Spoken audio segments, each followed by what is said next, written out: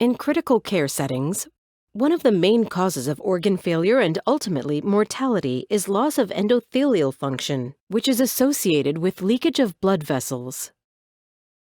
Although the symptoms of loss of endothelial function are well known, there are currently no simple blood-based detection methods established for monitoring the worsening and improvement of endothelial function. Research has identified bioactive adrenomedulin, bioADM, as a controlling hormone of the endothelial barrier, the interior wall protecting the blood vessels. In certain conditions such as septic shock, acute heart failure, or cardiogenic shock, the endothelial barrier becomes leaky and additional bioactive adrenomedulin is produced to reseal the barrier. However, bioADM has a second function.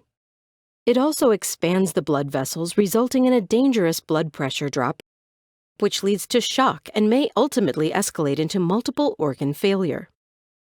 BioADM can easily be measured in the blood, enabling the assessment of the loss of endothelial function up to 48 hours before the symptoms become visible. Regular assessment of the bioADM levels allows for the monitoring of critically ill patients. Elevated bioADM levels predict both blood pressure drop resulting in shock as well as leaky vessels leading to the formation of edema. Decreasing levels of bioADM reflect an improvement of the endothelial function, which is closely associated with the patient's clinical condition.